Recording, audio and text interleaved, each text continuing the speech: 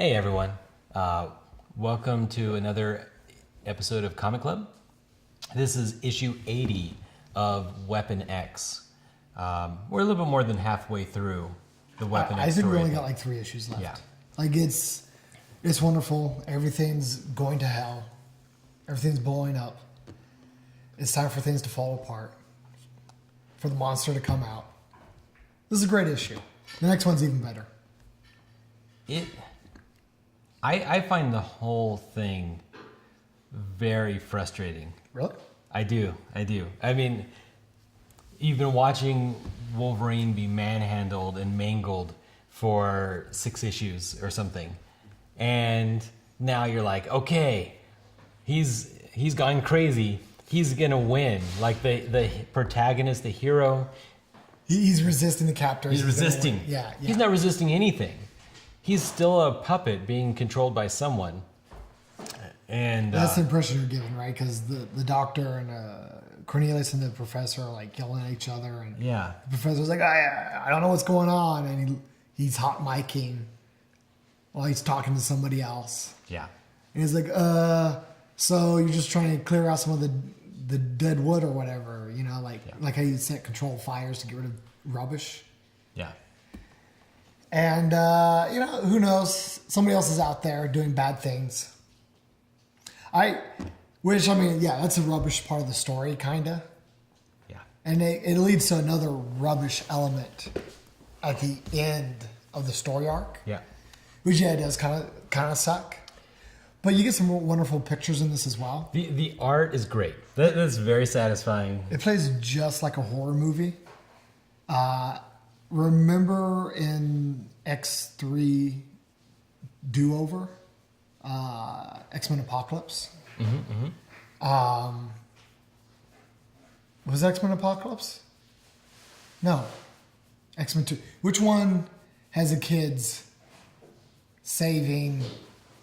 Head of the class? First class? First? I don't know. They were... I can't remember The one after X3 was first class. All the movies are like bleeding together as one like ugliness, but the bad guy Trask has got them, and they're trying to escape, and it involves them releasing the Wolverine. Wasn't that Apocalypse? Oh God, that wasn't Apocalypse. Or was that Futures Past? Did they really just stuff that in? Did they stuff that into Apocalypse like out of nowhere? Again, my point: the movies do a terrible job with Weapon X, because I can't remember which movie that's in, and they did a terrible job because they put him in like these really weird like dungaree things. That was Days of Future Past, because they sent. No, it wasn't. No, it wasn't. No, it wasn't. I think it was Apocalypse. Just really bad pacing. Nonsensical. It's just out of nowhere. Yeah. But what you did get out of it is this awesome scene of Logan running down a hallway and just brutalizing everybody. Yeah. And it was mostly because the actor Hugh Jackman brought a type of intensity to the physicality of it. Yeah. But there's a lot of that's like inside of this book as he's just ripping people apart and tossing them around. Yeah. And everybody's like on the radio freaking out. Like nothing's working. Obviously, he's Wolverine. Nothing's going to work on him. He's just going to heal through it. They're desperately trying to get like permission to use artillery. Yeah.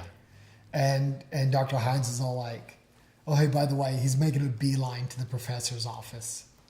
Yeah, who's distracted because he's talking to his boss. Yeah. Who in theory is in control. Well, and something that's a little weird, but I mean, I accept it because it keeps it scary. He's like, oh, should I just hide in here? Because they got like giant metal doors and everything. Yeah. And Wolverine's like, fuck your doors. And he's just, like you've mentioned a couple times, he's got the magic. Yeah, he's got the magic. Like as long as he does this, he goes anywhere he wants. Yeah, it's a little. It drives me nuts, people. How does he cut the head off of a sentinel?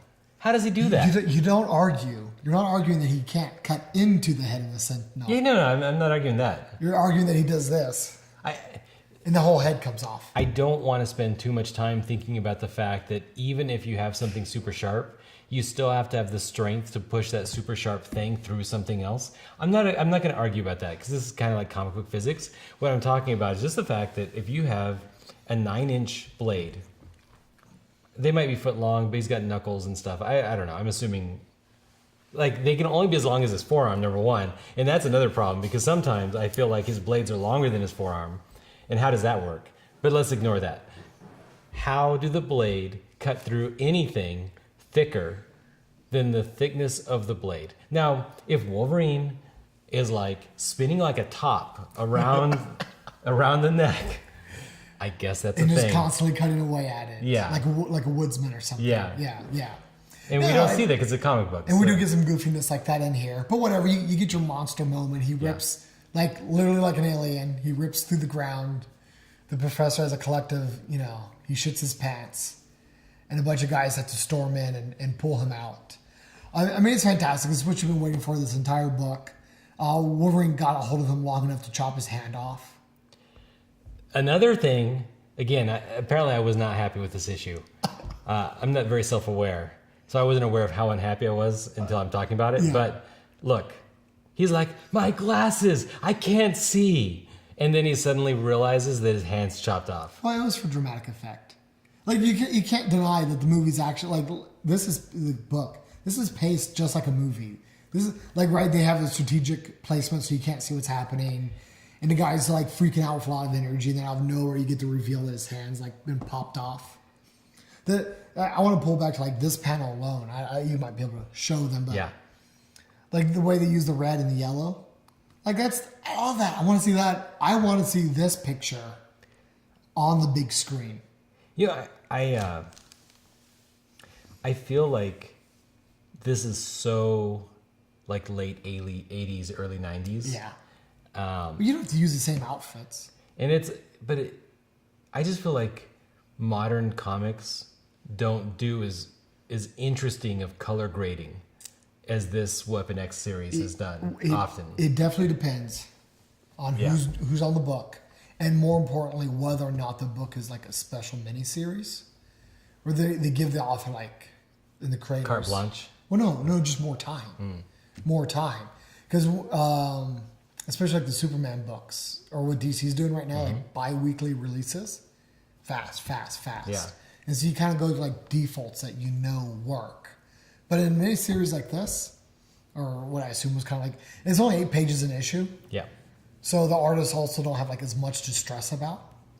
They can get away with being a little more creative. Which helps. We should eventually look at the DC Earth 1 books, which is kind of like their version of the Ultimates. Mm-hmm. Not exactly. It doesn't do the same thing the Ultimates did, but it's kind of like it. A little more adult-oriented, a little more grounded, a little more cinematic, a little bit. And their releases trade paperbacks. They're not monthly issues, which means the teams put on those books can take all the time to do cool things like that. I like the issue mostly because when I got to see the professor be just manhandled. I do. And abused. Your comments to that it was done cinematically. Yeah. I think some of the best paneling work. Yeah, some of these panels, they're so tight, so close, uncomfortably close on their faces. Like we would just zoom in and be like, "Hey guys," like, no, we don't do that because it'd be uncomfortable. It's supposed to be uncomfortable. Like, people are dying. There's craziness. There's sound effects. Blam, blam, blam. Like, it's just complete chaos here. And it's only one person. It's one person versus the entire facility. Yeah. So yeah, it's an action scene. What is this? 3 minutes of video? Yeah. But I mean, after all that buildup we had in the other issues, I like that we finally get to see him, be mean to the people being mean to him. Even if it's because of weirdness going on. He's like somebody else's puppet. It's fine. I'm sure that's going to get resolved too. So, yeah. I'm still into the story. I want to see where it goes. I want to see him finish popping this guy's head off.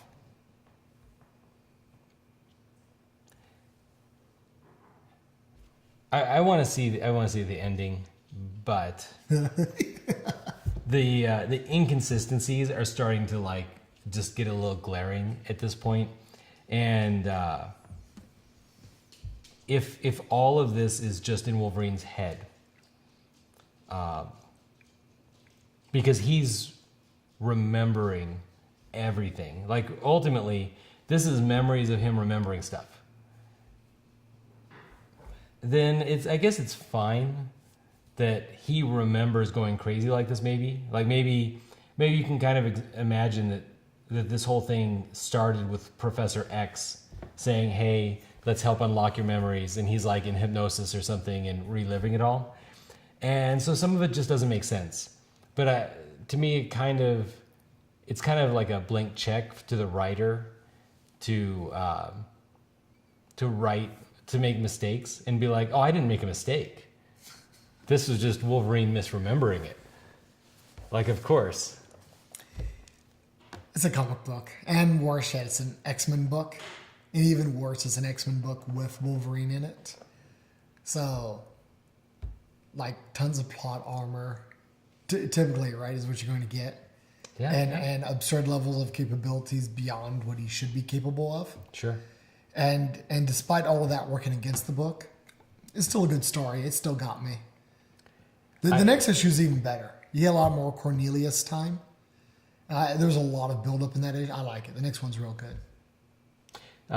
Something I didn't notice until just as like I glanced over, and I didn't realize there's this scene. So Wolverine is looking up, and it's just maybe a dramatic pose or whatever. And I didn't really connect it with the next frame underneath that he's just like leapt up, straight up. It must be tearing up. Yeah. I assume he grabbed a hold of some pipe and started tearing his way through it. But no, like realistically, even if his claws could cut through everything effortlessly, yeah, like he'd be there for maybe 5 minutes, kind of hacking away at everything. Like it takes time. Well, we don't know that what's between levels is steel or anything. For all we know, it's standard office paneling, and so he just, I mean, there probably is a subfloor in between there. At a minimum. Yeah. And we don't know how much time is passing or anything like that. But I just thought it was interesting that like that scene where he knows exactly where he's going. Yeah. Just like a laser. Yeah. He's not hunting around for the professor. He knows exactly where. Yeah. Of course, if somebody is controlling him and it's not just him just crazy, then of course the person controlling him knows where his secret office is. They don't delve into it a whole lot, but I suspect. Like all the contraptions on him, the radio feeds, or like whatever his senses are picking up are meant to relay that back to his handlers. Yeah. So his handlers kind of get a better idea of what to do and where to go. It is an inconsistency. It feels like there's 2 layers of control. Yeah. The hypnotic influence, persuasion, and then just straight up motor sensory control. Yeah, and that's something. I guess if you only have 8 pages to tell these issues in, you just can't elaborate. But I wish they had done a little bit more to maybe just every once in a while show some silhouette guy, and he's like playing Xbox with Wolverine or whatever. I like the story the way it is and the way it's paced. But what I would have to say, and which I think is true, if they don't have like chapter 2 of the Weapon X program, like what happens after all this is over, and what's going on with those other handlers or whatever, like that would disappoint me. Like the pacing's fine if I get. It's almost like if you end Daredevil after season 1. Mm-hmm. Like no, there's so much more. Like give me more. To me, it'd almost be like ending Daredevil in the middle of season 1. Yeah. Like issue 6, and it's like, oh, we're like BBC. We're just gonna have 6 issues or 6 episodes, and if we feel like making more, maybe one day we will. Okay, that would be like this, because this doesn't really. This ends at the end of a chapter in the story. You know, the whole series. The whole series ends at like the chapter, but I don't know if there is a continuation. I don't know if there's he goes off into the Canadian wilderness. What's next? Actually, I think that's how this might end. You just see him out in the cold. That's it. It's all you're told. I kind of think it does end that way. Spoilers. Yeah, spoilers. I think you can guess it. But But yeah, we'll have to do some research after we finish the series and see. If there was more Weapon X books, I'd pick them up. Yeah. All right, so that's the end of issue 80. And next video, we publish these on Wednesdays and Fridays. So the next issue that our comic club we do will be issue 81 if you want to follow along. With that, please click like, click subscribe, and see you next time.